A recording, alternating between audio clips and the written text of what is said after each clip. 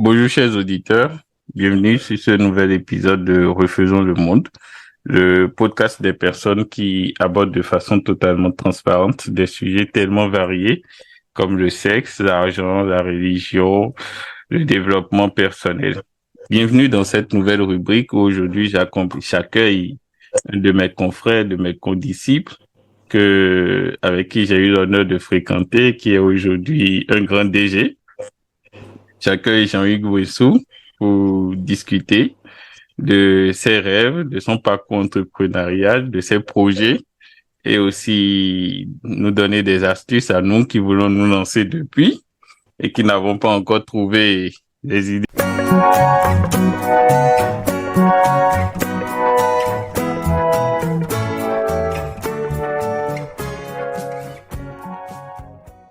Jean-Hugues, bonjour. Comment tu vas? Moi, bien. Et toi? Je vais bien également. Je vais bien. D'accord. J'ai juste une toux qui frelatte un peu ma voix, sinon ça va. On t'entend parfaitement, c'est l'essentiel. D'accord. Merci à toi pour le temps que tu nous as accordé ce matin. C'était très difficile, mais merci beaucoup. Merci à toi pour l'honneur. Non, le plaisir pour moi. Avant de commencer l'émission proprement dite, j'ai voulu jouer à un jeu. J'ai récemment remarqué dans une émission Click sur YouTube, quand ils accueillent des invités, ils leur posent des questions en une minute 30, diverses questions variées, et le but, c'est de répondre de façon spontanée. J'ai trouvé que ça permettait quand même de faire tout un horizon, tu vois. Donc, je vais t'inviter à ce qu'on joue à ce jeu. Là, tu me tends le piège. Non. Il n'y a pas de souci. On va y aller en espérant que je ne tombe pas dans le piège. Non, tu ne tomberas pas. Allez, top, c'est parti. Quelle est ta plus grande réussite? Je vais dire mes entreprises. Quel est ton plus grand échec? Mon plus grand échec, je ne vois pas le plus grand échec. J'ai eu des échecs, mais grands. De quoi rêves-tu?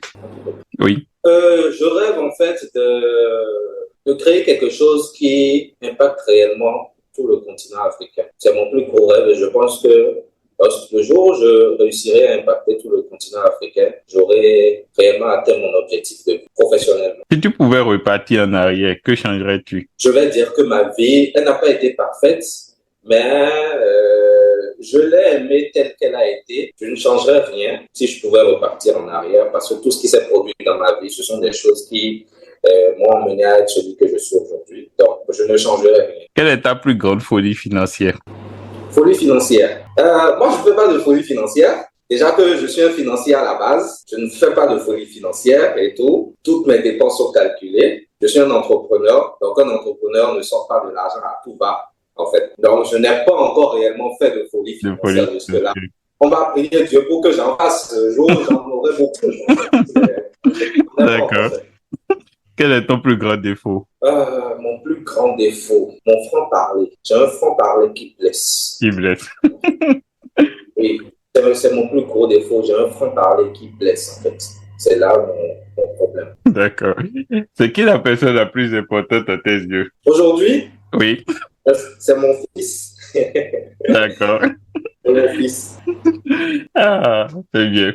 Allez, voilà, donc bref, on a fait 2 minutes. Donc, tu vois, ces petites questions-là permettent de définir déjà un horizon et de créer, d'apercevoir déjà l'homme que tu es, tu vois. Mine de rien, tout de suite, tu t'es positionné en tant qu'entrepreneur. Ton rapport à l'argent, on le sent déjà dans ces petites questions, tu vois. Et moi, c'est quelque chose qui me marque parce que je sais pas pour toi, mais on n'a pas fait de cours sur l'argent. Non. On n'en a jamais. Tu vois, c'est un paradoxe. On va à l'école pour un griffe, trouver un métier plus tard, générer de l'argent, mais jamais on ne nous a appris à gérer de l'argent, à le gagner ou comment l'utiliser. Tu vois, je trouve que c'est un grand biais dans notre système. Aujourd'hui, je veux que tu te présentes brièvement. Si tu étais donné de te présenter, tu dirais quoi? La présentation est très brève. Je dirais que je m'appelle Jean-Hugues Wessou. À long terme, tu m'as qualifié de grand DG. Je n'en suis pas un. Je suis juste un responsable d'entreprise pour le moment. Je pense que l'avenir me permettra peut-être d'être un grand DG, mais pour le moment, je n'en suis pas. Et je suis entrepreneur. tout simplement. D'accord. Quelles sont tes entreprises au jour d'aujourd'hui? Au jour d'aujourd'hui, en fait, je dirige deux principales entreprises. La première, qui a pour nom la Vedette Média, c'est une entité spécialisée en marketing et en création de solutions en technologie web. La seconde, qui est née tout récemment, en fait, c'est une fintech, c'est une entreprise financière numérique qui a pour nom FixPay, en fait, et qui est soutenue par un agrégateur de paiement. Donc voilà un peu les entreprises que je dirige aujourd'hui et ce qui constitue en gros, en fait, ma vie en général. D'accord. Pour ceux qui vont nous écouter, qui n'ont pas la chance comme moi de te connaître personnellement, j'aimerais bien que tu nous donnes ton âge. Mon âge, j'ai 30 ans. 30 ans. J'ai 30 ans. Comment ça se fait qu'à 30 ans, déjà, toi, jeune béninois, pas nanti, pas venu de famille nanti à ce que je sache, tu es déjà de créer deux entreprises si jeunes? Je vais dire que le premier catalyseur de tout ça, tu viens de le dire, c'est que je ne suis pas issu de famille nantie. Et je suis issu, en fait, je ne vais pas dire de la basse classe, je vais dire plutôt de la classe moyenne parce que mon père est un instituteur, il est encore en fonction, même si bon, ça finit déjà dans quelques mois, il est toujours en fonction. Mon père est un instituteur et tout. Et c'est quelque chose qui m'a motivé à aller de l'avant. Je me rappelle, en fait, aussi loin que cela puisse remonter, j'étais en classe de CM1 quand je pense que notre maître de l'époque nous demandait la profession de nos parents. Et tu sais, aujourd'hui, moi, je ne voyais pas la chose comme ça, mais tu sais, aujourd'hui, on a des petits militantismes politiques et tout, quand, tu es peut-être membre d'un parti, quelque chose, mais pas forcément quelque chose de grand, mais tu es juste peut-être membre d'un parti. Et je voyais mon père à l'époque qui était membre d'un parti politique. À l'époque, ça remonte à longtemps, il était juste membre, mais peut-être que c'était même militant, parce que je ne vais pas dire membre, peut-être que c'était un militant derrière. Et on m'a demandé à moi, qu'est-ce que ton père fait? J'ai dit, mon père est politicien. Et il y a une camarade qui m'a dit, elle a immédiatement répondu, elle a dit du moins, tais-toi, ton papa est maître d'études. J'ai fait, waouh. Bon, de toute façon, j'ai gardé la phrase jusqu'à maintenant, mais c'est quand même des choses qui m'ont poussé à aller de l'avant. Et quand tu es quelqu'un, quand tu regardes derrière, tu ne vois personne. Quand tu regardes devant, tu ne vois personne aussi. Que tu as des ambitions, tu es obligé de te donner les moyens de réaliser ces ambitions-là. Et c'est ce qui m'a emmené petit à petit à créer les entreprises. Ma première entreprise est partie d'une passion, ma passion pour le marketing. Après, j'y ai associé en fait les technologies web parce que je rentrais dans tout ce qui est, j'ai commencé à toucher à tout en fait. Même si c'était pas mon domaine de prédilection, j'y ai trouvé une passion. Ça m'a mené à créer une entreprise et tout. Au départ, j'étais seul. C'est vrai, comme tout le monde, comme tous les débuts. J'ai dû faire des travaux moi-même, apprendre des choses sur le tas. Mais au fur et à mesure, en fait, que les sollicitations grandissaient, j'ai rajouté des gens à l'ensemble de l'équipe, en fait.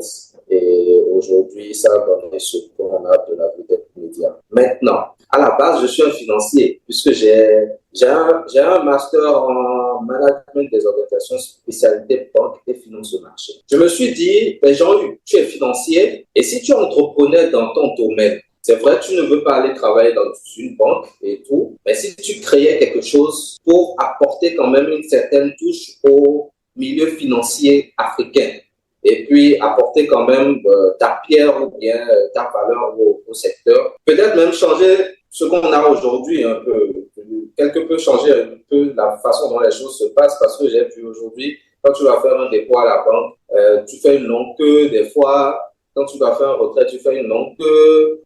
Quand tu dois déposer de l'argent, c'est compliqué en fait avec les systèmes, les systèmes traditionnels. J'ai commencé par réfléchir, ben, qu'est-ce que tu peux faire, qu'est-ce que tu peux faire, qu'est-ce que tu peux faire.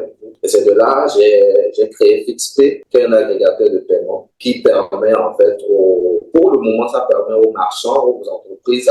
Quand je dis aux marchands, c'est que Bon Marchand regroupe les entreprises, les personnes qui exercent des professions libérales et tout. Et aujourd'hui, on a le thème de freelancers, ceux-là qui font des travaux à distance, qui leur permettent de recevoir de l'argent de partout et puis de retirer simplement d'un clic sur leur portefeuille mobile money, en fait. Okay. Donc, c'est un système financier qui a été créé et que les entreprises intègrent soit à leur plateforme. Si tu as un site web, par exemple, tu veux collecter de l'argent, tu crées un compte, tu suis le processus de validation du compte. C'est un peu comme si tu crées un compte dans une banque. Il y a tout un processus et tout. Et tu suis l'ensemble du processus. Dès que ton compte est validé, tu intègres le système à ta plateforme, à ton site web et tout. Et si tu n'as pas de plateforme, si tu n'as pas de système prédéfini ou bien si tu n'as pas de logiciel, tu peux l'intégrer, tu peux juste créer des liens de paiement, envoyer ces liens de paiement à tes clients pour qu'ils puissent se faire payer, pour qu'ils puissent te payer du moins, ou créer des pages de paiement pour te faire payer. Voilà un peu ce que c'est que FixPay. Et c'est la seconde entreprise qui a vu le jour cette année, qui est essentiellement dans la finance numérique et tout, essentiellement. Parce que quand j'ai finance numérique, je parle de dématérialisation des paiements. Nous sommes en train d'aller progressivement à une époque où, c'est vrai, aujourd'hui, bon, pour ceux qui sont en Europe, ils sont en train de connaître ça déjà. Mais nous sommes en train de venir progressivement en Afrique à une période où la monnaie fiduciaire ne sera plus réellement utilisée, en fait. Oui. À une époque, on ne va plus utiliser la monnaie en papier ou bien les pièces et tout. Tous les échanges se feront de façon numérique. Oui. On a voulu quand même être les précurseurs en fait de cette révolution-là en Afrique pour que d'ici 10 ans, on dira que voilà, les premières entreprises qui ont contribué à ce truc-là en fait sont ces entreprises. Et autres. Et c'est tout le mal qu'on peut te souhaiter de durer, de développer cette entreprise, de la faire grandir. Ce dont je doute pas, parce que déjà, en tant que jeune entrepreneur, tu crées une première entreprise, tu lui donnes le succès qu'elle a, au point où... En 2020, la vedette a encore un grand succès, mais justement, on se débrouille dedans. Je te sais très humble. La dernière fois, je regardais tes statuts et j'ai vu que la vedette média participait au branding de médicaments, non, si je ne m'abuse. Ah ouais. C'est un médicament nous travaillons en fait avec des laboratoires français. Voilà. Et nous avons la charge de réaliser les brandings des médicaments de ces laboratoires-là. Et souvent, ces médicaments sont revendus sur le territoire français où ça va carrément en fait aux Émirats Arabes Unis en fait pour être vendu. Nous faisons tout le branding du médicament de A à Z, branding de la boîte. En fait, nous concevons la boîte, nous concevons les étiquettes qui seront sur le flacon en fait. Nous pensons au design du flacon. Nous concevons également le design de la notice du médicament. Tout ce qui est notice et tout de ces médicaments, en fait, nous travaillons dessus. Et après, c'est une fierté pour nous de voir que les gens, retrouvent ces médicaments dans les pharmacies en Europe et tout, un peu partout. Donc, c'est toujours une fierté.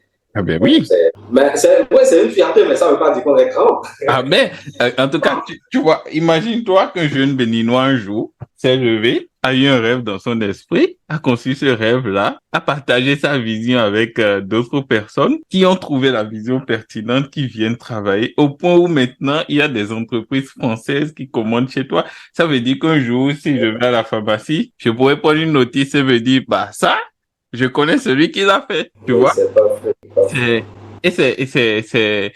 Moi, c'est quelque chose qui me hype énormément de me dire que, en fait, tu as des rêves parfois, tu ne sais pas jusqu'où ça peut t'amener. Parce que je suis sûr que le jour où tu crées l'entreprise, tu ne t'es jamais imaginé qu'un jour, tu ferais du branding de médicaments, tu vois? Ah, ça, c'est vrai. Je ne me suis jamais imaginé, en fait, comment on allait faire. On est parti à la base sur les créations graphiques simples, en fait, des affiches pour les entreprises béninoises et tout. C'était ça, en fait, ce qu'on voulait faire. Mais je sais pas, le Seigneur nous a propulsé quelque part où on ne s'attendait pas se retrouver un jour. Je te souhaite de continuer ainsi. Moi, ça m'a fait vraiment plaisir. Et même quand je vois FixPay et tout, je vois les retours, je m'y connais pas trop, mais avec les explications que tu m'as données là, je vois un peu plus et je me dis que pour les freelancers, comme tu l'as dit, ça peut être une réelle solution. Je ne sais pas, est-ce que ça peut remplacer PayPal ou question de débutant, hein, je ne sais pas. Au fond, en fait, FixPay a la même fonction que PayPal. D'accord. En fait. Mais c'est adapté aux réalités africaines. Ok. Au fond, PayPal est difficile à utiliser en Afrique. Pas impossible, mais difficile à utiliser en Afrique parce que PayPal a été conçu pour l'Europe, pour l'Occident. Oui. et Europe, Amérique et tout, un peu partout, mais pas pour l'Afrique. Bah pour l'Afrique, Donc, voilà. nous avons pensé, quand je dis nous, je parle de l'ensemble des promoteurs de fintech africaines. Nous avons pensé à des solutions qui peuvent être utilisées par les Africains et tout, qui peuvent leur permettre de recevoir de l'argent de n'importe où dans le monde et puis de les encaisser sur leur portefeuille mobile money un peu plus facilement en fait. Parce qu'en Afrique, ici, comparativement à l'Europe, on utilise plus les paiements mobiles que les paiements bancaires. Oui. Donc, on a essayé de faire un rapport entre paiement bancaire, paiement mobile et tout. Et la particularité, c'est que c'est pas seulement un outil de collecte d'argent, mais c'est un outil comptable plein. Parce que tu as toutes tes transactions sur un tableau de bord. Si Monsieur Serdane m'a payé, par exemple, depuis la France à 18h59 minutes, 2 secondes et tout, tu as tous ces détails-là, en fait. Quel moyen de paiement il a utilisé, son numéro de téléphone, tu as tous ces détails-là. Et quand tu vas vouloir faire tes comptes, tes points et tout, simplement tu télécharges un fichier Excel de toutes tes transactions et puis tu fais tes points beaucoup plus facilement. Donc c'est quand même ce que nous sommes en train de faire. C'est un peu comme PayPal. C'est vrai que pour le moment, nous n'avons pas encore ajouté la fonctionnalité d'envoi d'argent en fait fixe pay. On peut envoyer de l'argent PayPal, mais aujourd'hui on ne peut pas encore envoyer de l'argent fixe pay en fait parce que la première fonctionnalité ou les premières fonctions qu'on a voulu développer, ce sont les fonctions de collecte. Déjà, te permettre de collecter de l'argent, d'en recevoir, te permettre d'envoyer. Bon, il y a l'envoi, mais c'est de l'envoi d'argent mobile fixe pay. C'est-à-dire que quand tu as de l'argent sur ton portefeuille fixe pay, je suppose que tu as collecté de l'argent chez plusieurs clients qui t'ont payé, tu as ton tableau de bord, tu as tout. Tu peux envoyer cet argent-là que tu as sur fixe pay sur n'importe quel portefeuille mobile. OK. Tu remplis juste le formulaire et puis tu envoies.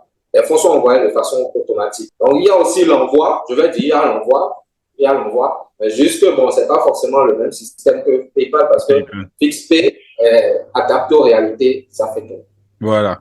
Et tu vois, ça m'amène vers un autre concept. Tu vois, moi, bien qu'aujourd'hui je travaille essentiellement en Europe, j'ai toujours cette vision de me dire que essayer de rendre quelque chose à mon continent, tu vois, parce que nous sommes totalement en bas de l'échelle niveau développement par rapport aux autres.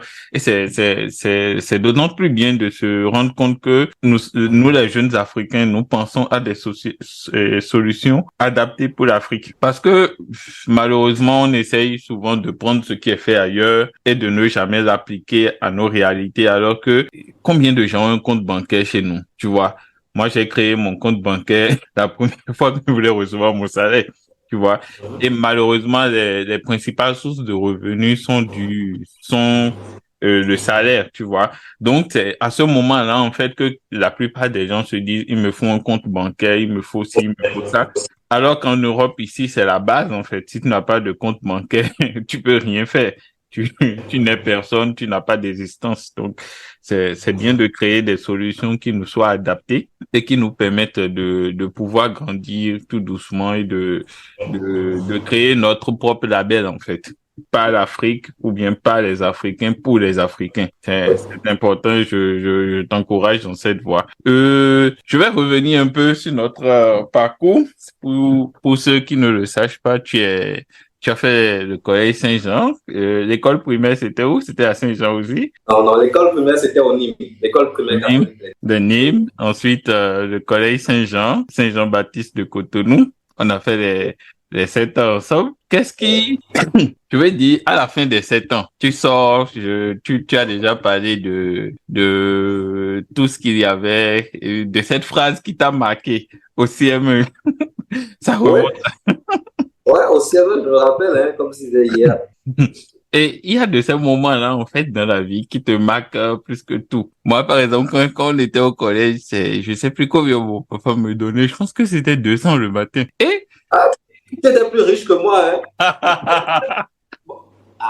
Tu étais plus riche que moi. Moi, je me rappelle, mon père il m'a toujours donné 150 le matin jusqu'en première, non?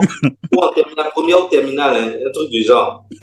Et avec les 150, là, je me rappelle, on achetait à Tassiché, maman Christiane fait à son âme et tout, dans le temps. Franchement, c'était une époque. C'est exactement comme tu l'as dit, tu vois. Et moi, il y avait ces trucs-là qui c'est pour ça, c'est à la même période, j'ai aussi commencé par m'intéresser à l'argent, tu vois. Parce que, à Saint-Jean, comme tu le sais, il y a toutes les classes sociales, en fait, tu vois. Il y a les parents de la classe moyenne, comme les nôtres, qui veulent un avenir meilleur pour leurs enfants, qui s'essayent et qui envoient leurs enfants dans cette école de la scolarité est chère. Il y a aussi les nantis, les fils d'eux, et tu viens à l'école et toi, tu vois que tu jongles avec ta seule chaussure là et Ouais, il y en a qui changent tous les jours, qui changent tous le les jours. au soir, qui portent des chaussures qui font ton argent du mois pendant 3 mois. En fait, tu vois, et j'ai commencé par m'intéresser à l'argent. Je ne sais pas si c'est la même chose pour toi. C'est exactement la même chose pour moi parce que tu vas te rappeler à l'époque entre la seconde et la terminale. Oui. C'est l'époque où on a commencé par faire ce qu'on appelle des petits bis. Tu te rappelles bien de la période? Oui. On a commencé par faire les petits bis. Et je pense que le bis qui était le plus en vogue à l'époque, c'était les bis de téléphone portable. Oui. On achetait, je ne sais même plus comment j'ai commencé ce truc-là. Mais je me rappelle qu'à un moment, j'ai pris goût, ce qui faisait que j'achetais un téléphone portable. Je peux peut-être acheter le téléphone portable à 5 000 et tout, je vais le revendre à 7 000, à 10 000. Et c'est comme ça qu'on a commencé par se faire un peu d'argent, en fait. Donc, je dirais que c'est la même chose avec toi. On a commencé par avoir le goût de l'argent et tout, parce que tes parents n'avaient pas forcément les moyens de te donner quelque chose qui pourrait t'aider à faire tout ce que tu voulais faire. Donc, on l'a dit tout à l'heure, moi, j'obtiens entre 150 et 200 francs le matin et tout. Donc, qu'est-ce que tu vas faire avec ça? On a trouvé l'idée de commencer par faire de petits bises et tout, vendre de téléphones portables, vendre de chaussures et tout. Les choses que tu achètes, tu utilises pendant combien? Un peu de temps, tu revends. C'était ça qui a mené, en fait, notre second cycle jusqu'à la fin. Et pourtant, contrairement à ce que on pourrait penser, ça t'a pas empêché d'être un lycéen brillant. Ouais. C'est vrai qu'à l'école, on s'essayait, hein. On était dedans. On était là. Tu faisais mieux que t'essayais. Ah, si moi je faisais mieux, c'est que toi tu étais au sol. Oh là là. Dis-moi, quelles sont les difficultés que tu as eu à traverser? Parce que tu vois, heureusement, hein, tu n'as pas dit que tu as commencé avec, je sais pas, un morceau comment ils appellent ça, un morceau de riz ou une graine de riz, ou bien, Graine de riz, après j'ai eu une tentation. oui, ou que tu as commencé avec un seul poussin, non. Mais Non. quelles sont les difficultés que tu as eu à traverser dans ton parcours entrepreneurial? Les difficultés, il y en a eu beaucoup, hein. Il y en a eu beaucoup parce que, je vais dire, l'une des premières difficultés, en fait, c'était les moyens financiers. C'est la première difficulté d'ailleurs. Parce que je me rappelle, les jours où j'ai eu l'idée de créer la vedette média, j'ai associé deux amis à moi. Bon, j'ai associé un ami, un frère à moi, et tout, il s'appelle Landry. J'ai demandé à une amie si elle connaissait un graphiste et tout. Et elle m'a donné le numéro de son frère, Fréjus, qui est devenu en fait un frère, un ami et le meilleur collaborateur que j'ai pu avoir jusque-là quand même. Et ensemble, on a décidé puisqu'on n'avait pas les moyens forcément d'appeler des gens pour nous faire des créations. Donc, on a décidé d'appeler un groupe de jeunes qui étaient déjà dans le domaine des créations graphiques. Donc, on les a appelés. Malheureusement, ce partenariat n'a pas fait long feu. On n'a pas pratiquement rien fait ensemble, et toi et ce groupe. On les a appelés. Je leur ai dit quelque chose. Je leur ai dit, souvent les entreprises, les petites entreprises, quand elles veulent commencer, commencent par les petits clients. Oui. Mais que nous allons viser en fait les gros poissons. Et qu'en visant les gros poissons, lorsqu'on en aura un ou deux, on pourra facilement avoir les petits poissons après. En fait. C'est ce que je leur ai dit à l'époque. Et on a commencé par viser les gros poissons, comme je l'ai dit. Viser les gros poissons, c'était un peu compliqué en termes de moyens parce que c'était une période où, c'est vrai que ceux qui disent j'ai commencé à avoir une graine de riz, j'ai une plantation exagérée et tout, mais bon, moi je dirais j'avais pas vraiment de moyens à l'époque. En griffe, j'étais au chômage, je vais dire. J'avais pas réellement d'argent. Difficilement, dans un mois, je pouvais trouver 1000 francs. Aujourd'hui, je me demande comment j'arrivais à vivre à l'époque. Je seul sais. Il y avait ma maman qui m'aidait aussi beaucoup dans la période. Les 1000 francs, les 2000, les 5000. Et genre, il y avait ces aides-là que j'avais. Quand ça me dépassait, en fait, j'allais voir mon père. Je lui ai dit, papa, est-ce que tu peux me trouver quelque chose là? Voilà. Et tout, c'est ce qui m'a aidé à vivre au fond parce que je n'avais pas réellement de source de revenus. Mais, comme je l'ai dit, la difficulté était financière parce que quand tu dis aux gens que tu veux chercher les gros poissons, tu as la manière dont, quand tu vises, par mon premier entretien que j'ai eu, c'était par exemple avec un directeur de banque. Mon tout premier entretien, quand j'ai créé la vedette média, je n'avais même pas de logo, hein. Je n'avais pas de logo, je n'avais rien. Et j'ai pu toucher un ami qui m'a aidé à rentrer en contact avec un directeur de banque. Je vais dire le nom de la banque. Je suis allé le voir. Mais quand tu vas voir un directeur de banque pour lui proposer, en fait, des services d'une entreprise, il y a la manière dont tu te présentes, en fait, ton style vestimentaire et tout. Et au Bénin, on dit aussi, on a l'habitude de dire comment tu es venu, en fait. Est-ce que tu es venu à pied? Est-ce que tu es venu à moto? Et tout, et tout, et tout. Dans la période, j'avais une wave qui avait tous les problèmes du monde, en fait. Tantôt, elle va fumer, tantôt, elle fait, tu vois, quand elle aura un bruit et tout. Et j'habitais à Calavi chez mon père, j'habitais dans un fin fond de Calavi, là. Ils étaient en train de faire la route Calavi-Roueto, Kota-Roueto encore. Donc, quand tu quittes la maison pour gagner Cotonou, tu devrais mettre la maison. Tu deviens tout rouge, sinon c'est voilà. Voilà. Tu mets toute une combinaison, en fait, pour que la poussière ne puisse pas toucher, en fait, tes vêtements. Donc, je fais tout ça, en fait. Je viens à Cotonou.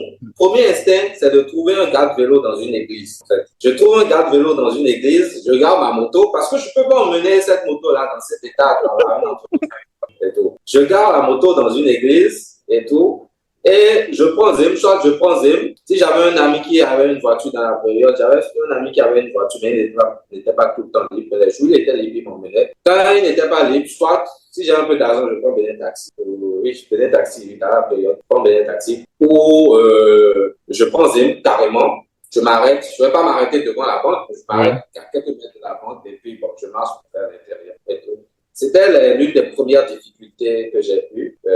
La seconde difficulté, en fait, c'est toujours l'argent. C'était toujours les difficultés financières parce que je me rappelle, quand nous avons pu avoir notre premier local, c'était un espace de coworking, je dirais. Il y avait une douzaine de bureaux dans un couloir, en fait. Donc, les entreprises venaient louer chaque bureau. Et on avait un petit rôle, en fait, qu'on partageait avec tout le monde. Donc, qu'est-ce qu'on a? On était là un jour, quand il y a une grande entreprise, je ne sais pas comment ils ont eu mon contact, mais il y a quand même une grande entreprise. Dans le temps, on n'était pas connus, hein, pas du tout, on venait juste avoir notre nouveau locaux. Une grande entreprise étrangère, pas béninoise, étrangère, tu vois les blancs, ils descendent de leur Land Cruiser et tout, avec les sachets sur les fauteuils et tout, ils descendent, ils viennent chez toi au bureau, tu te dis, ça, c'est quelque chose. Ils viennent chez toi au bureau, d'abord, là où tu les installes, c'est un enclos, c'est un petit truc, et tout, tu les installes là, et pour couronner le tout, en fait, c'est que vous avez chaud dans le bureau. Quand tu transpires, les cuirs, en fait, et tout, il faisait extrêmement chaud dans ce bureau-là. En fait. Oh là là. Et on a discuté, tu as beau avoir tout le verbe du monde et tout, mais tu as des concurrents qui ont des buildings, tu as des concurrents qui ont des locaux beaucoup plus confortables et qui ont aussi le verbe et la compétence, en fait. Ouais. Donc, à ce niveau-là, ce qui va distinguer, en fait, les deux, c'est le confort dans lequel peut-être l'autre entreprise les amis et tout. Donc, ils sont partis, c'était on vous rappelle, je savais que on vous rappelle là n'allait jamais venir et tout, ce n'est jamais venu et tout. Donc, c'est encore une barrière financière que j'ai eue à l'époque. Une autre des difficultés, c'est la difficulté de l'âge. Souvent, quand je vais dans des endroits, c'est pas pour me jeter des fleurs, mais je suis en train de faire peut-être quelque chose qui dépasse mon âge, peut-être. Et quand je vais dans des endroits, on dit, c'est dans certains endroits, c'est peut-être la mentalité béninoise ou africaine qui est comme ça. Et quand tu es jeune, en même temps, on se dit, bon, c'est un jeune, c'est qui ce bébé-là, en fait. Et tout. Donc, à certains endroits, ça a été un obstacle. À d'autres, ça m'a ouvert de grandes portes. Le fait que je sois jeune m'a ouvert de grandes portes. Mais dans d'autres endroits, ça a été un obstacle parce qu'on dit, bon, nous préférons travailler avec quelqu'un qui a beaucoup plus d'expérience de la vie. En fait, que de travailler avec un jeune, en fait, qui... c'est l'étiquette qu'on nous colle, malheureusement. Oui. Malheureusement, c'est l'étiquette qu'on nous colle parce qu'on se dit, être jeune est synonyme de pas sérieux. Ouais. ou bien de ne pas savoir ce qu'il veut. C'est vrai qu'aujourd'hui, je n'ai plus le même sentiment qu'il y a quelques années parce qu'il y a eu des preuves, il y a eu des choses qui ont été faites en amont, il y a beaucoup de choses, ce qui fait qu'aujourd'hui, quand Jean-Luc Poinçon vient te voir et que tu vas faire des recherches sur Jean-Luc Poinçon, tu vas trouver tellement de choses qui vont te rassurer que bon, son âge ne va pas Tranquille, forcément créer, voilà, c'est créer de un l'arrière. souci. Mais Eh au bien, début, ça a été un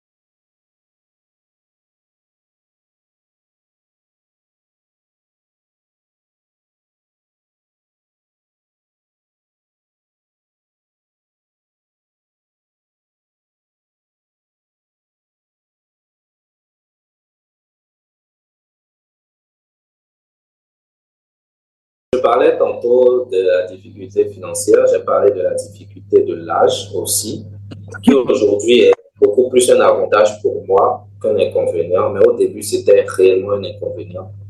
Et tout. Je vais raconter une petite anecdote aussi Volontiers. de la période où je ne vais pas dire que je trimais, mais la période où je créais l'entreprise dans les démarches. Quand j'ai commencé, j'ai demandé à des aînés ou à des gens, je pense, comment faire pour avoir des clients institutionnels, parce que moi, je voulais les gros morceaux, je ne voulais pas les petits clients. On m'a dit, Jean-Hugues, tu déposes des courriers dans les entreprises. Et j'ai demandé à un ami de me concevoir un logo dans la période. Il s'appelle Fatay. Il m'a conçu un logo. Je ne l'ai pas payé, il m'a fait ça gratuitement. Hein, et tout. C'est ce logo-là, en fait, qui m'a permis. Un logo, d'ailleurs, qu'on n'utilise même plus. Hein, je ne sais même pas où, dans quel monde est ce logo-là aujourd'hui. Ce logo-là m'a permis de faire des papiers en tête. Donc, j'ai rédigé les lettres. J'ai saisi, je suis allé tirer. Et je pense que j'ai commandé aussi un cachet hein, dans la période. Dans la période, j'ai commencé un cachet. J'ai commandé un cachet directeur général. Donc, quand je déposais mes lettres, je n'avais même pas de bureau, j'avais juste ma photo. Donc, quand je déposais mes lettres, en fait, je signais directeur général.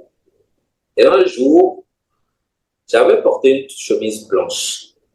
J'ai quitté chez moi à Calavi parce que quand je quitte Calavi vers le matin, je n'y reviens que le soir. C'est Calavi-Cotonou, la distance était longue, en fait, c'est 45 minutes et tout. Donc, tu ne peux pas t'amuser à revenir à Cotonou, à aller à la maison encore et revenir à Cotonou. Donc, quand je quitte Calavi, je viens à Cotonou et je squatte en fait chez mes amis qui ont des bureaux, qui avaient des bureaux dans le temps en fait. J'avais un ami qui avait une ONG quelque part à Petro Medela. Et quand je viens en ville, je tourne, je n'ai nulle part où rester en fait, je viens rester chez lui. À midi, le temps d'attendre 15 heures pour recommencer mes courses dans la ville. Donc du coup, je suis allé, je devais aller déposer le courrier dans une entreprise. Et il avait plu ce jour-là. J'avais ma chemise blanche. Et tu sais, quand il n'y a plus, tu as moto. Les motos, en fait, qui sont devant toi, font de trucs là sur toi. Je connais très bien. Oh là là. La chemise, moi, j'étais un peu tachée, en fait. Et je ne pouvais pas repartir à la maison. C'était la seule chemise que j'avais. Il fallait aller déposer le courrier, comme ça. Tout sale. Je suis allé déposer le courrier. Et la réceptionniste me disait que, puisque qu'est-ce que c'est, j'ai fait le courrier, mais j'avais photocopié la lettre elle-même en vue d'avoir la décharge. Mais je n'ai pas signé avant de faire la photocopie. Ce qui a fait que sur la décharge, il n'y avait pas la signature en fait. C'était la même copie, mais il n'y avait pas la signature sur la décharge. Et la dame m'a dit, ben, votre directeur n'a pas signé la décharge et tout. Il faudrait aller lui dire il faudrait repartir en fait. Non, tu ne peux pas prendre la lettre comme ça. Le jour-là, j'ai demandé pardon à la dame. Parce que je venais à l'heure, je pense qu'il devait fermer à 18h. Donc, je venais un truc du genre à 18h pile ou à 18h moins, quelque chose du genre. Je lui ai dit, pardon madame, il faut prendre ça. Faites la décharge. Quand j'irai au bureau, je lui dis de signer. Il va signer en fait. C'est ce que je lui ai dit le jour-là. Je l'ai supplié, finalement, elle a pris le courrier parce que je me voyais mal repartir encore et ramener le courrier après. Donc, elle a pris le courrier. Mais tu ne pouvais pas signer devant elle. Non, je ne pouvais pas signer devant elle non plus. Ben, si jamais je signe devant elle, c'est mort pour mon affaire en même temps. Et tout. On va me prendre pour un plaisantin. C'est ça? Parce que franchement, la lettre était tellement bien faite, il y avait un papier en tête et tout, que la personne en face ne pouvait jamais s'imaginer qu'il s'agissait de moi-même. Elle ne pouvait jamais s'imaginer ça. Donc, c'était quand même de petits trucs que j'ai eu quand je déposais mes courriers et tout à l'époque. C'est un peu ça. Maintenant, quelle autre difficulté? J'ai parlé de l'argent, j'ai parlé de mon âge. Voilà. L'une des plus grosses difficultés dans la vie d'un entrepreneur, ce sont les ressources humaines. Ça fait partie de nos peurs aussi parce que D'abord, tu fais tout pour essayer d'avoir de bons éléments qui sont là, que tu formes, qui travaillent, qui connaissent les valeurs et les visions de l'entreprise, ils sont là. Tu m'as donné la chance d'avoir eu de très bons éléments. C'est d'ailleurs eux qui m'ont aidé à être là où je suis aujourd'hui. Toujours, il m'a donné cette chance-là.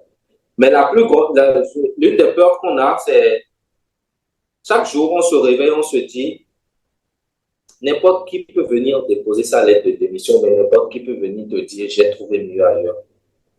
Et quand on te dit, j'ai trouvé mieux ailleurs, tu ne peux pas empêcher la personne de partir. Oui. D'un côté, tu es content pour cette personne-là parce qu'elle a trouvé une meilleure opportunité. Oui. Mais de l'autre côté, en fait, tu es un peu triste parce que tu dois te séparer de cette personne-là. Et cette personne qui était un bon élément, tu te dis, comment je vais faire pour trouver un élément, en fait, pareil encore. Il va falloir former encore cette nouvelle personne. Il va falloir lui inculquer les valeurs de l'entreprise et tout.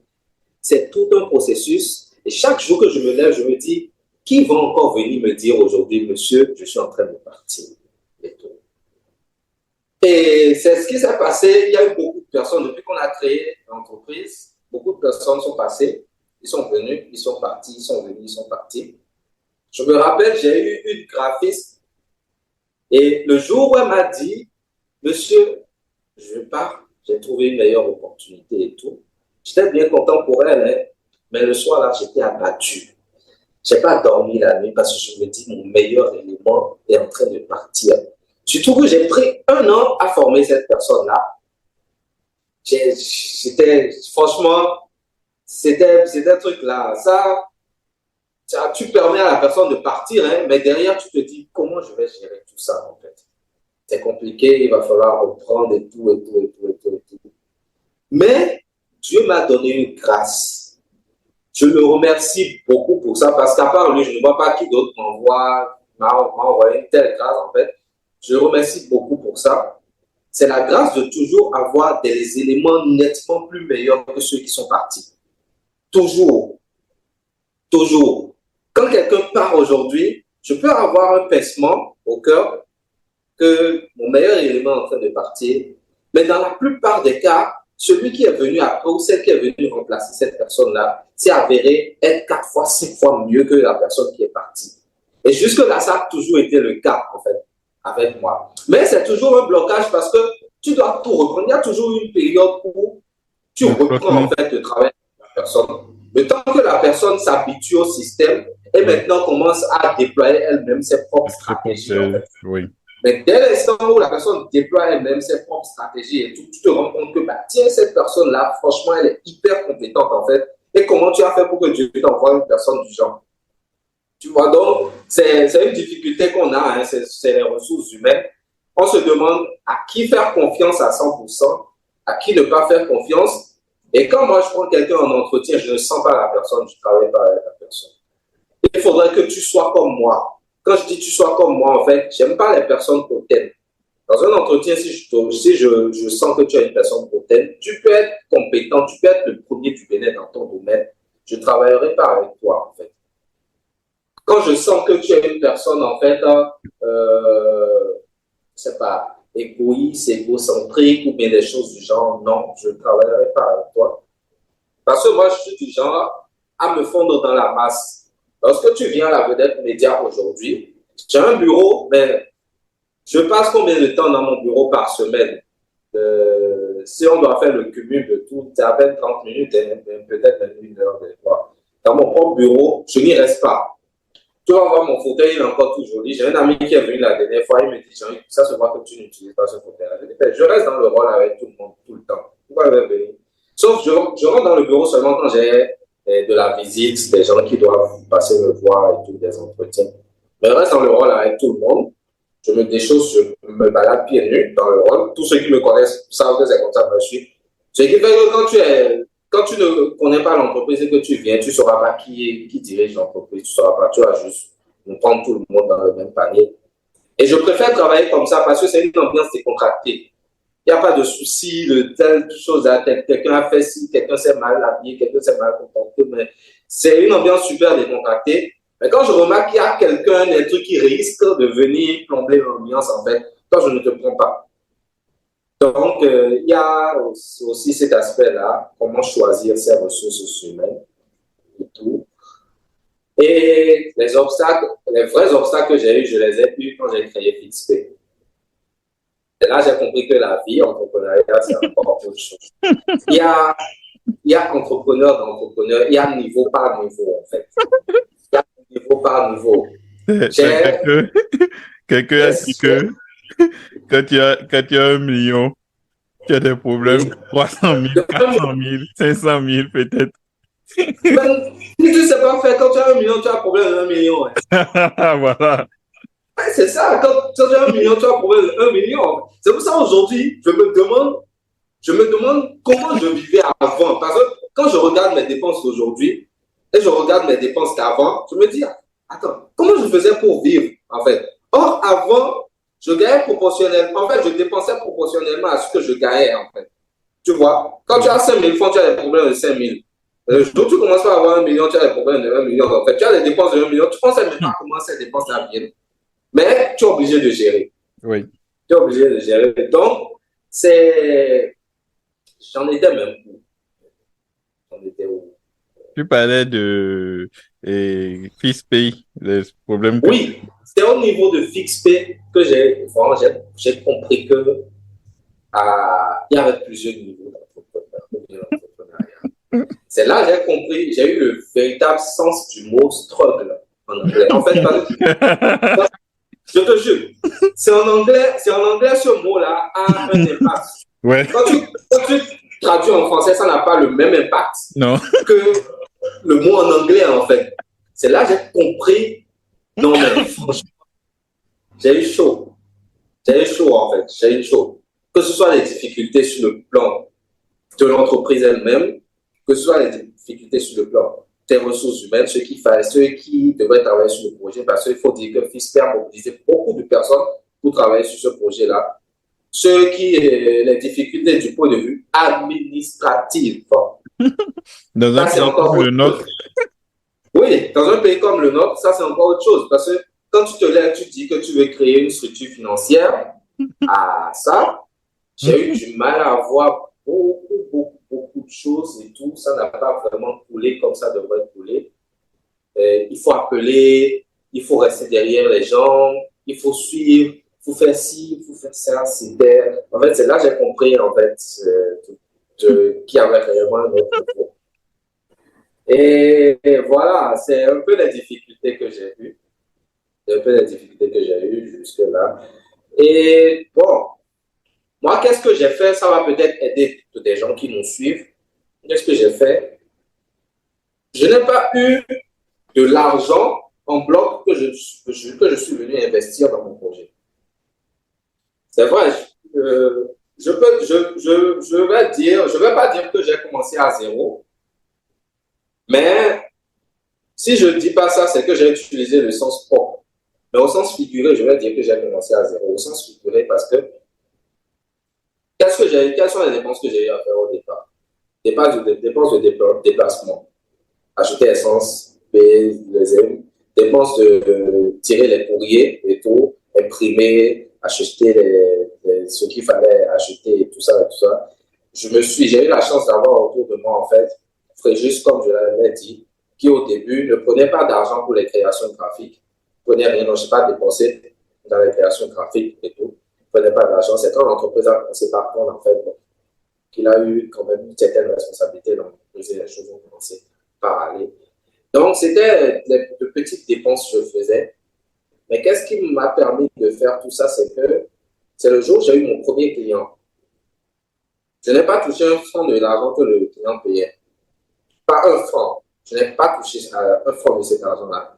Et je les remercie même d'ailleurs aujourd'hui, en fait, parce qu'ils m'ont aidé. Tout ce qu'on gagnait au début, ce sont des fonds qui allaient, en fait, au réinvestissement. C'est ce qu'on réinjectait dans l'entreprise. Au début, en fait, j'ai rien pris. Je ne gagnais rien. Pour pouvoir gagner un peu d'argent, je faisais de la rédaction web. Et la rédaction web, c'était pour mon propre compte. Et bon, c'était ça qui me permettait de vivre. Mais tout ce que l'entreprise gagnait au début, en fait, ça rentrait encore dans le réinvestissement, en fait. Et avec ça, on arrivait à acheter peut-être des petits équipements, on arrivait peut-être à payer les loyers du début et tout, mais tout repartait dans l'entreprise quand même. Et c'est comme ça qu'on a fait. petit à petit, plus les clients commençaient par grandir, plus on avait de sous à réinvestir. Ainsi de suite, ainsi de suite, ainsi de suite. Et c'est tout ce qu'on a gagné, au fond, qui nous a permis de faire tout ce qu'on a aujourd'hui. C'est la vedette média, les fonds qui ont été engrangés à la vedette média qui ont permis de créer Fixp. Je ne suis pas allé chercher l'argent quelque part, en fait. C'est l'argent de la même boîte qui a permis de créer une autre boîte. Et tout. C'est comme ça que j'ai pu faire. Mais j'ai eu la chance en 2019 d'être lauréat du prix Tony Élu en 2019. Et tu vois, Jean-Hugues, tu vois.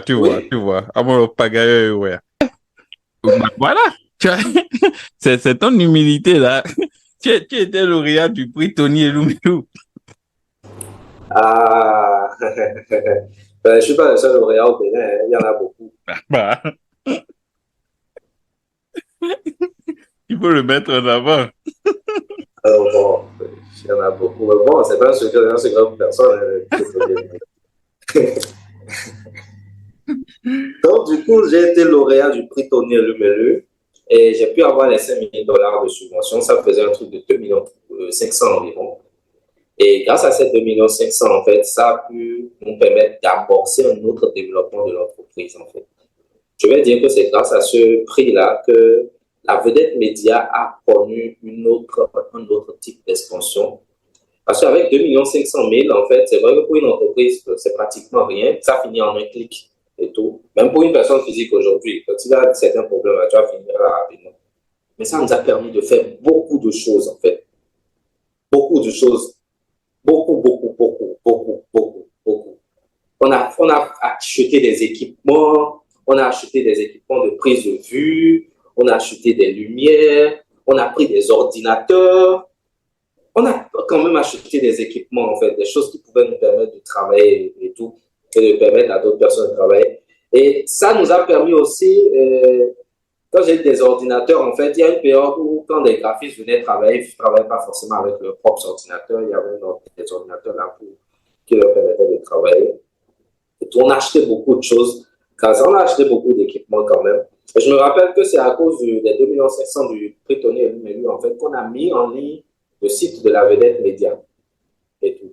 Je pense que dans le temps, on avait acheté un hébergement de 4 ans ou 5 ans, un truc à l'époque. Mais la vedette.net est en ligne aujourd'hui grâce au prix Tony Elumelu. Parce que quand les fonds sont venus dans le compte en même temps, j'ai fait tac. Et on a tout, intégralement, les fonds ont été reversés dans l'entreprise et tout. Donc, il y a eu ça aussi qui m'a donné un coup de pouce, il faut le dire, en 2019. J'ai reçu les fonds entre le 25 décembre et puis le 1er janvier. 25 décembre 2019, 1er janvier. C'était une période de fête. Je n'ai pas touché un franc. C'est toi? Et tu vois, c'est un truc qui est tellement important. Je ne sais pas si tu as lu La chèvre de ma mère de Ricardo Kanyama. Non, malheureusement. Moi, je l'ai lu. Et en bref, c'est l'histoire d'un Africain qui était très pauvre, dont le père avait les moyens et il est décédé rapidement. Et tu vois, dans les coutumes africaines, la famille paternelle a récupéré les biens du père et a donné juste une chèvre à chaque femme. Il avait 2 épouses. Et la première femme, qui est la mère de Ricardo, elle n'a pas tué sa chèvre. Elle a nourri la chèvre. Il y a eu des moments difficiles où il mangeait même des feuilles de manioc, hein. Mais elle a refusé de tuer sa chèvre, histoire qu'elle puisse donner d'autres, et enfin un troupeau. Alors que la deuxième coépouse, elle a tué sa chèvre rapidement. Ils ont mangé la viande et puis l'histoire s'est arrêtée là. Et quelques années après, que ce soit la famille paternelle ou l'autre épouse, ils n'avaient rien et ils étaient surpris que l'autre dame, elle est en partant d'une chèvre, elle a pu élever toute une famille. Et la symbolique dans ça, et l'analogie par rapport à ce que tu racontes, c'est ça. En fait, en Afrique, on attend des financements. Oui, c'est le problème. Moi, je connais beaucoup de gens qui s'asseyent comme des descendants de princes saoudiens au quartier. Ils n'ont pas de boulot. Ils s'asseyent en groupe, ils chauffent le thé, ils se servent, ils mettent du sucre dedans et ils attendent. Et ça fait des années qu'ils attendent un financement, l'État. Alors qu'en fait, c'est à soi-même de se lever et de struggle, comme tu le dis, de se battre en fait.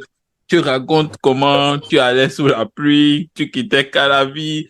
En fait, c'est des choses qui n'ont l'air de rien, mais que quand quelqu'un d'expérimenté voit, il sait quand celui-là fera de grandes choses ou pas, tu vois.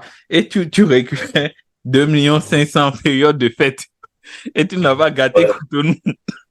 Ah non, je me rappelle, j'ai eu la notification sur mon téléphone. Ah, ça te met ici crédit. Vous avez été crédité vous avez reçu un crédit tu vois, les 2,7 millions et tout. Je fais, waouh, c'est chic ça. Et tout. Et bon, je pense que après les fêtes en même temps, en janvier, on a acheté les choses. On a acheté les ordinateurs. J'ai demandé à Fréjus et à Landry. Dans la période, j'avais une assistante qui s'appelait Raciat et tout. Et puis, on a fait le tour des magasins. On a acheté tout ce qu'il fallait acheter. On a commandé, en fait, des équipements comment ça s'appelle, de prise de vue, un appareil photo et tout, des choses du genre. Là, on a commandé ça, en fait, à l'extérieur. Et on a fait quand même beaucoup d'investissements, ce qui fait que déjà en mars 2020, on avait des équipements pour travailler. On avait tout ce qu'il fallait, nous permettait en fait de travailler comme une agence de marketing qui existait quand même, qui a ses propres appareils. Jusque-là, quand on voulait tourner par exemple un spot publicitaire, on louait. Mais on faisait de la sous-traitance en fait. Je peux écrire le scénario du spot publicitaire, faire le synopsis, tout ça.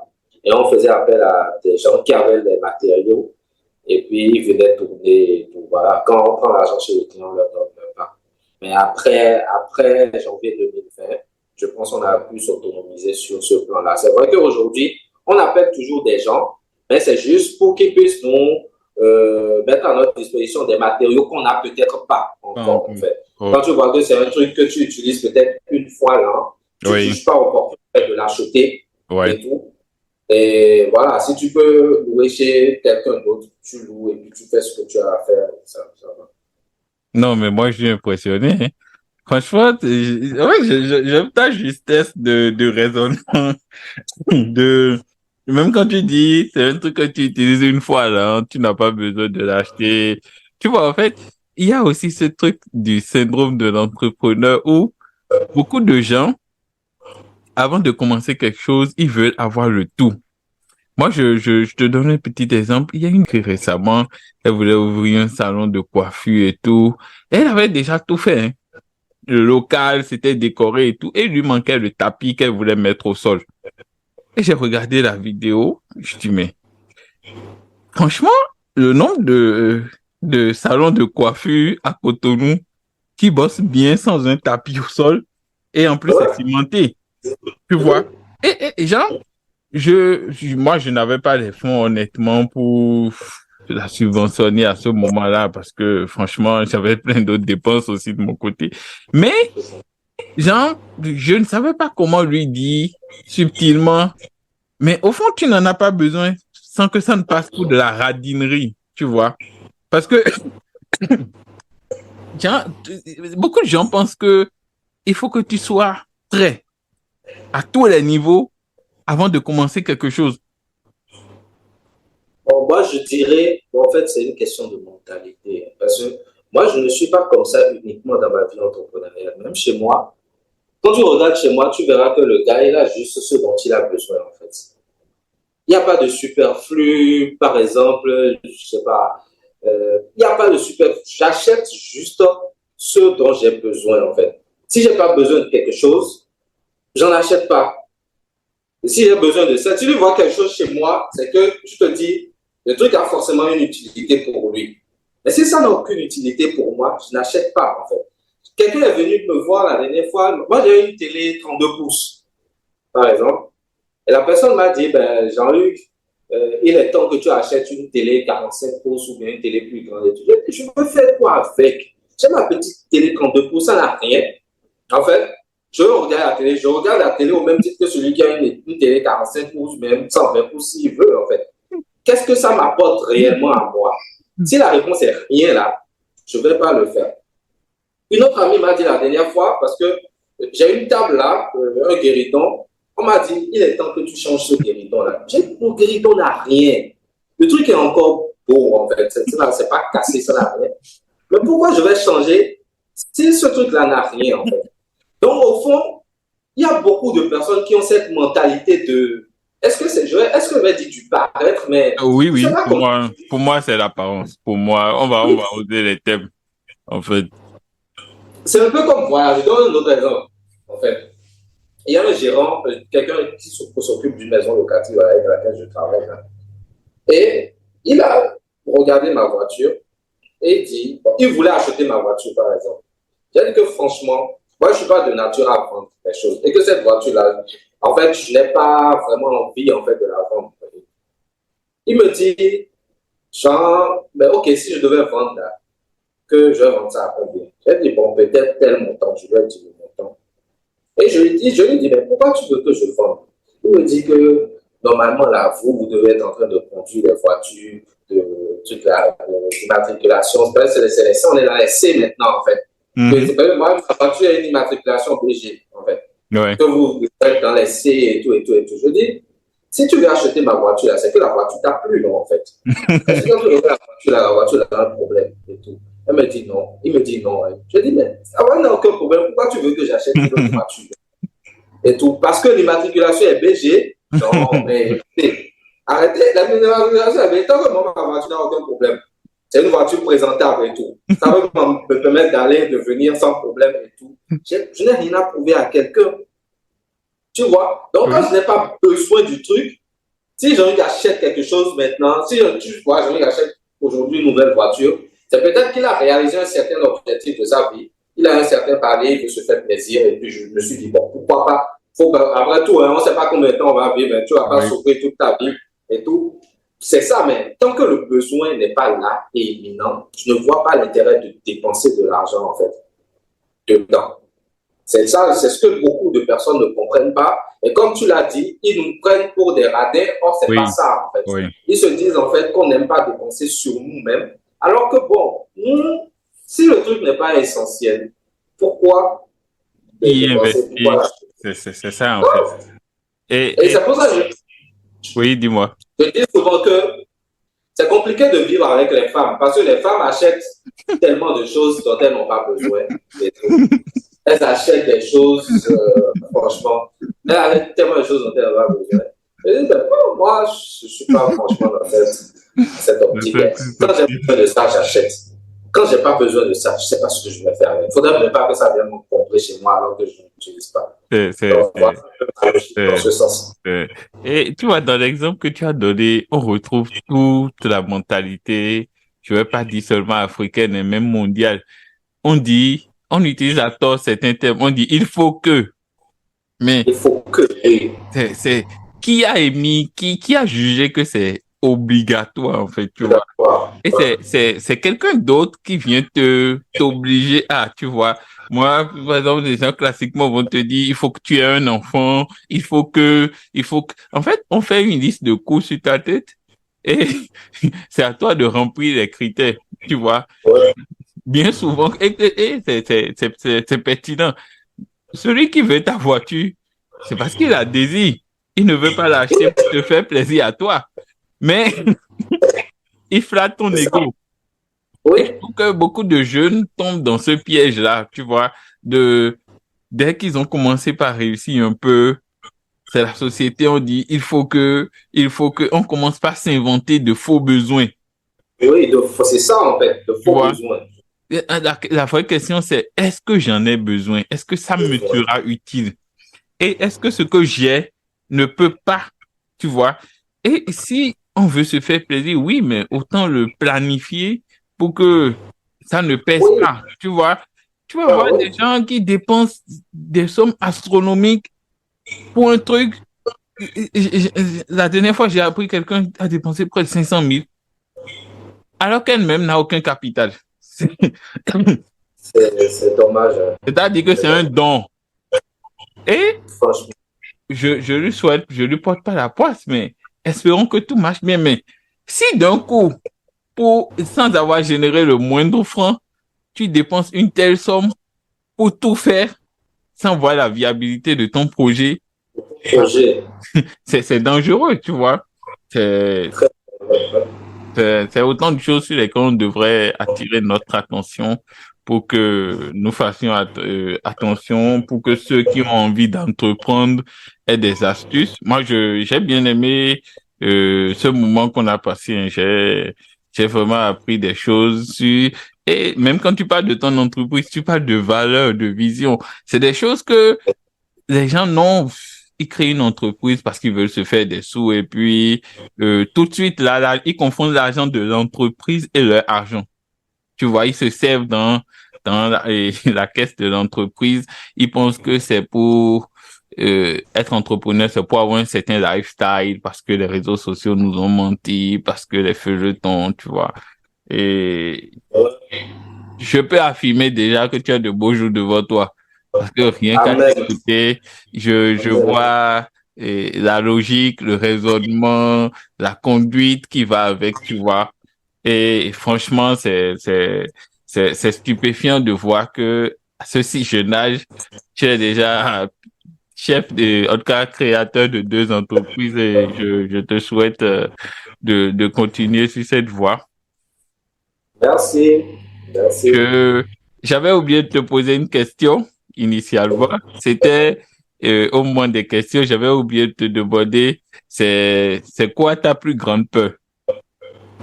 Ah, ma plus grande peur, ben, c'est la vieillesse.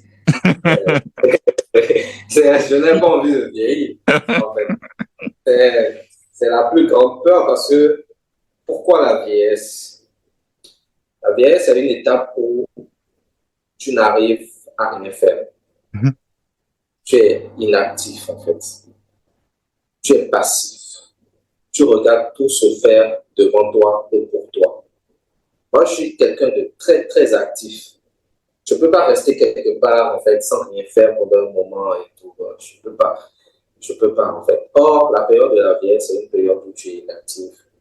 Sans parler des apparences physiques, qui Oui. comptent aussi beaucoup, et tout, qui comptent aussi beaucoup, mais c'est quand même une période où tu restes inactif. Et puis, bon, moi, si Dieu peut faire en sorte que je reste jeune le plus longtemps possible, pas jeune, mais que je reste actif au moins Actif, le oui. plus longtemps possible, ça va.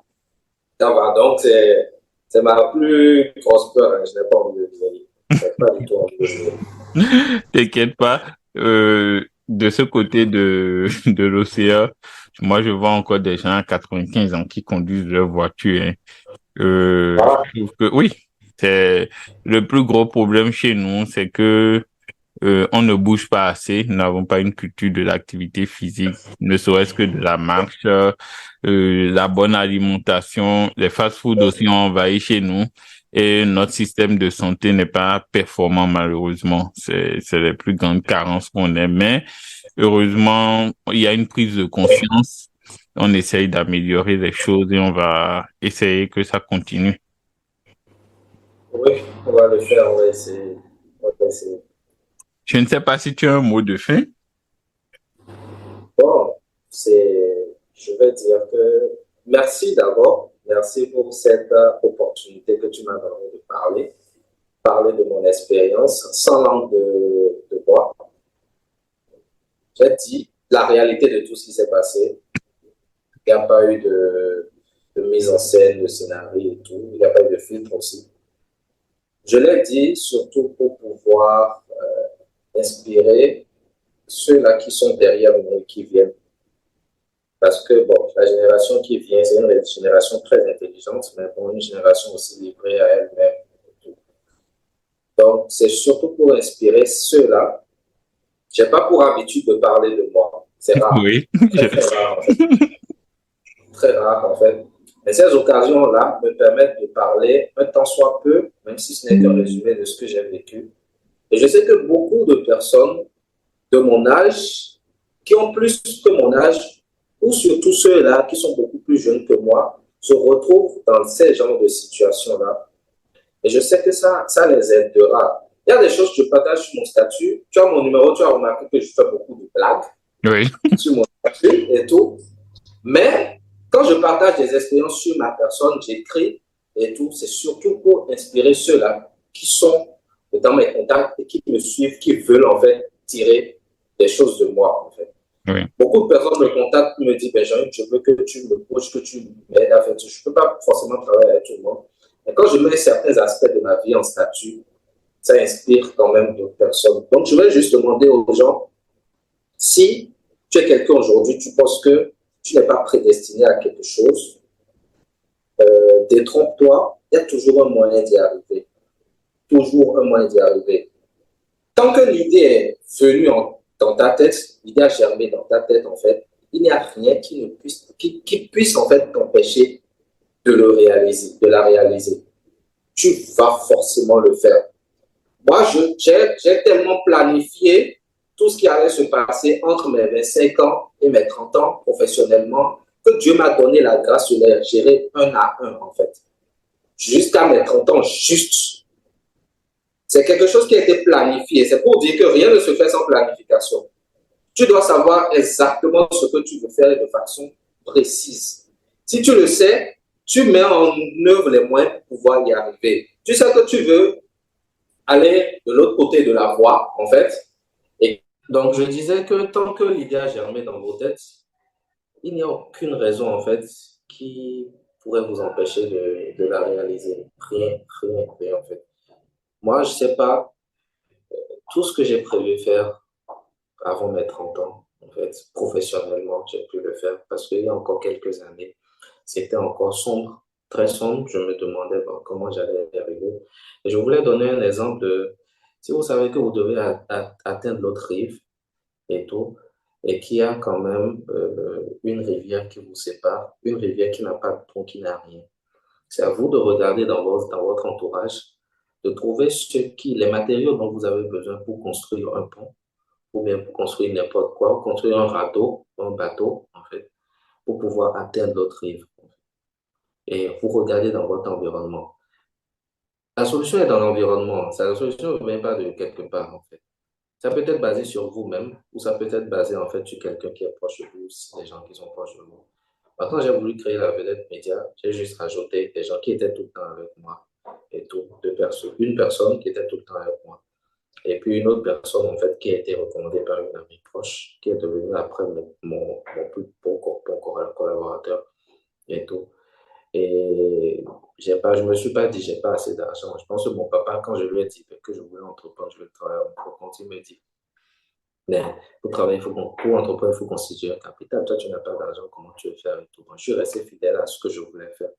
Je suis pas encore grand aujourd'hui, pas du tout. Je suis à mes débuts. Je suis encore à mes débuts. On a encore beaucoup de choses à faire. Là, je pense que bon, j'ai pu essayer de faire quelque chose en fait pendant tout ce temps. Donc, il faudrait juste se baser sur la détermination, qui est un facteur important de réussite. Parce que quand il y a des blocages, quand il y a des obstacles et tout, c'est seulement la détermination qui nous permet de overcome en fait le problème. Il y a la détermination, il y a le travail. Quand je mets dans le travail en lui-même et le plan. On travaille toujours de manière stratégique. On ne travaille pas, euh, pas sans boussole. Oui. On travaille toujours tu sais que tu mènes une action, c'est pour avoir tel résultat. Est-ce qu'il y a telle action que tu peux faire en fait pour pouvoir rapidement atteindre ce résultat-là? On travaille toujours de façon stratégique. On travaille pas, on navigue pas à vue en fait dans ce truc-là. On navigue pas du tout à vue. Et le dernier aspect qui est tout aussi important que les deux autres, d'abord, c'est les trois en fait qui permettent d'atteindre un certain résultat, c'est la prière. Quand je dis la prière, en fait, c'est la prière en fonction, en fait, de votre obédience religieuse. Si vous êtes christianiste, ou bien catholique, protestant et tout ça, vous priez en fonction de votre foi. Si vous êtes animiste, vous priez également en fonction de votre foi. Mais il n'y a aucune réussite, en fait, sans une vie spirituelle assez, je vais dire, entretenue. Entretenue, en fait. Parce que moi, j'ai eu des choses et j'ai accordé tout le crédit à Dieu, en fait. Je n'ai rien fait pour les avoir. elles me sont tombées dessus juste comme ça. Et des fois, dans ma vie, je remarque qu'il y a juste une main invisible, quelque chose, quelqu'un, en fait, qui trace les choses en ma faveur. Mais ce n'est pas moi. J'ai beau travailler, j'ai beau faire tout ce que je veux, en fait. Ça ne vient. Il y a des choses que je ne m'explique même pas la survenance. Je sais comment ça a pu arriver. Moi, personne ne me connaît. Mais comment ça a pu arriver? Je sais pas. Mais je prie beaucoup, je prie beaucoup. Et je sais que c'est parce que Dieu est dans ma vie que j'ai pu avoir certaines choses, en fait. Et avec la prière, j'ai eu une chance inouïe, en fait. Des choses, je vais raconter, vous allez vous demander, ben, attends, comment il a fait? Comment il a fait, en fait? Je suis tombé sur des personnes que je ne connaissais ni d'Adam ni d'Ève, qui m'ont été de très grands soutiens, en fait, entrepreneurial. Des gens, imagine-toi, tu tombes sur une personne, tu ne la connais pas, tu ne l'as jamais vue et tout. Vous décidez de faire affaire, ou bien pas de faire affaire, mais tu as besoin de lui pour réaliser des choses. Quelqu'un qui n'est même pas dans ton pays, en fait, et tout. Mais tu sais que tu as besoin de lui. Tu prends le risque, tu lui envoies de l'argent, tu fais des formalités, tu fais des choses avec lui et tout. Mais en ayant présent à l'esprit que du jour au lendemain, il peut disparaître avec ton argent Oui. et tout. Mais j'ai souvent eu cette chance-là. Dieu m'emmène sur les bonnes personnes. Toujours. C'est pas pour dire que, bon, j'ai pas eu de mauvais cas dans ma vie, j'en ai eu.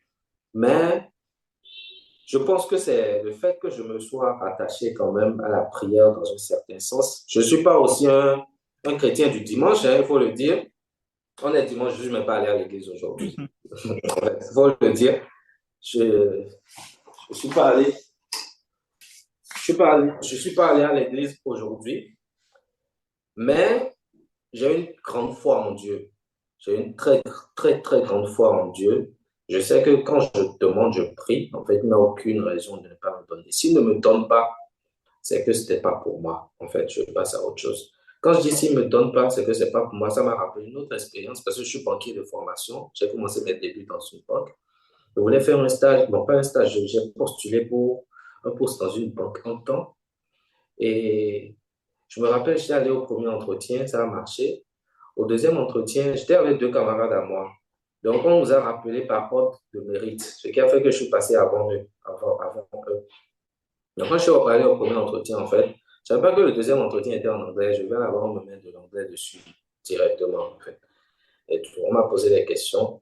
Je suis revenu à la maison parce que les deux autres, en fait, on était pratiquement. Il y a l'une, elle était une amie. L'autre, en fait, on était dans le même quartier, on était amis aussi.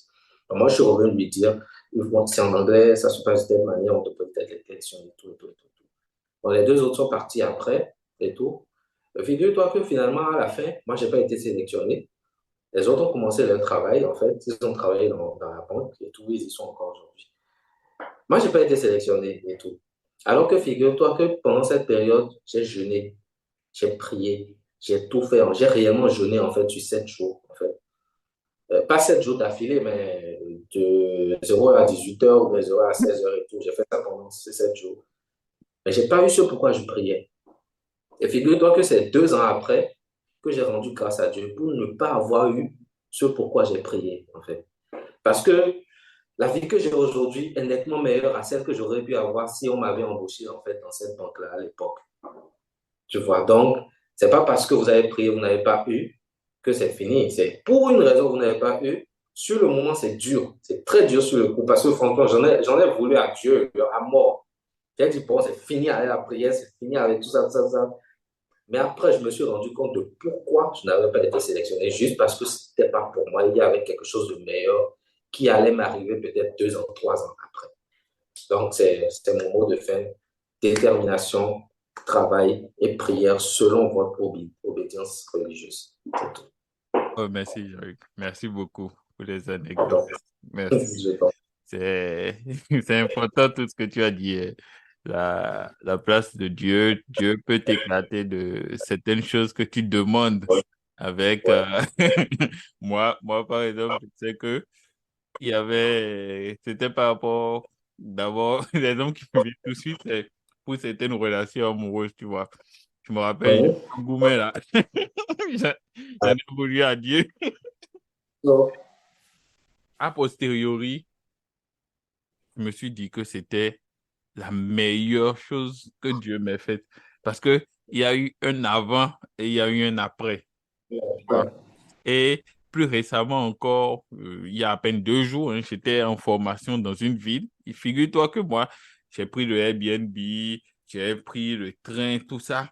Et j'arrive là-bas, je me rends compte que là où j'ai loué est à 1 heure de là où, Oh, de l'hôpital. Et il n'y a pas de bus qui dessert là où je suis. C'est terrible. Et le matin, je me réveille, il est 8h30. Le coup est à 9h. Je me réveille d'abord, j'étais depuis 8h, je réfléchissais, j'essaie d'avoir un Uber ou un Bolt. Il n'y en a pas. Ils sont trop occupés. J'ai même rajouté de l'argent pour qu'ils viennent me chercher. Aucun. Et à 8h30, désespéré, je suis là et puis je dis, Seigneur, tu vas me faire venir 5 heures de train, tout ça. Et je ne vais pas pouvoir aller au cours, c'est pas possible. Et j'ai une petite voix qui me dit, commande-toi un café, prends un croissant et assois-toi. Et je me dis, mais c'est quoi le lien? Je commande mon croissant, je m'assois, je suis là à relancer l'application Bolt, Uber, ça échoue toujours. Et à 8h45, par là, je me lève, je me dis, bon, jeune homme, comment ça marche? Tu n'arriveras pas à l'heure, mais tu vas arriver. Et je rencontre une dame ivoirienne que je ne connais ni d'Adam ni d'Ève. C'est mon premier jour là. Et je la salue, je lui demande, elle était avec sa fille dans une voiture à 2 places. Elle ne me connaît pas, je lui demande, ah, s'il vous plaît, est-ce que vous connaissez l'hôpital tel? Est-ce que vous pouvez me déposer? Elle me dit, je ne connais pas, mais oui, je vais vous déposer. Prenez ma petite fille sur vos genoux. Et laisse-moi te dire que on a déposé sa petite fille à l'école. Mon hôpital était sur son chemin. Elle m'a déposé le ah, jour là. Elle m'a déposé le lendemain. Et si je voulais encore, elle voulait se manifester pour me ramener à la gare.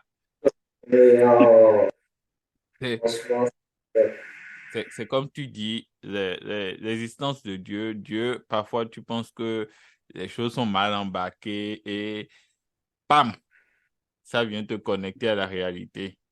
Ça peut prendre du temps, mais il faut avoir la vision, il faut croire en Dieu, il faut croire en soi-même et en son travail. Il faut planifier comme tu l'as dit et puis voilà, hein. Voilà. vrai. Donc, merci infiniment, Jean-Luc. Merci pour Merci cette à toi. qualité. Merci. Je, je demande déjà un rendez-vous pour dans 5 ans. Ah, Quand... ouais, on va faire le bilan de ce qu'on aurait fait. Voilà. Et je sais d'ores et déjà qu'il y aura de belles choses à dire. Un seul biais dans notre interview, j'ai oublié de demander où est située la vedette média. Si d'autres personnes veulent te contacter Ok. et tout, D'accord. La bienvenue. vedette média est à Codomé. Codomé, Plancomer, en fait, juste à la descente de l'échangeur de Codomé. La langue D'accord. locale, à Ok. la descente, nous sommes quelque part là. Donc, c'est tout. FixPay, actuellement, c'est une entreprise béninoise, mais il y a FixPay Côte d'Ivoire qui vient d'être créé. Il y a FixPay Sénégal aussi qui vient d'être créé aussi. Euh, On est en train de faire un peu de chemin. On n'a pas encore lancé le service en Côte d'Ivoire et au Sénégal, mais l'entreprise a été créée quand même. Je pense que d'ici quelques semaines, on va réellement lancer officiellement Non, le c'est le service. service. On aura appliqué 2 ou 3 choses juridiques et puis ça va. D'accord. C'est bien. Allez, du courage à vous. Bon vent et Merci. à la réussite de tes projets, mon ami.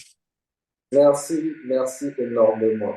Merci. Merci beaucoup. Allez, bon dimanche à toi. Merci pareil à toi. Merci, Jean. Terminus. Allez, n'hésitez pas à nous dire si vous avez aimé ce premier format de l'interview, nouvelle rubrique de notre podcast Refaisons le monde. Si vous l'avez apprécié ou s'il y a des choses à redire, l'espace commentaire est ouvert. Toute équipe de Refaisons le monde passe par ma voix pour vous remercier et nous vous demandons également de nous proposer des thèmes qui vous tiennent à cœur sur lesquels nous puissions réagir. Si vous avez des histoires à nous raconter, des situations de vie personnelles ou de gens autour de vous sur lesquels vous souhaitez avoir un avis extérieur, notre email est disponible. Refaisons le monde, tout collé, 9, @gmail.com. Voilà, n'hésitez pas à partager cette vidéo autour de vous, à 3 personnes de votre entourage, qui l'enverront aussi à 3 personnes de leur entourage, qui l'enverront à 3 personnes et ainsi de suite. Allez, comme le Yos, les bonnes choses ne durent pas. On s'arrête là. Adios.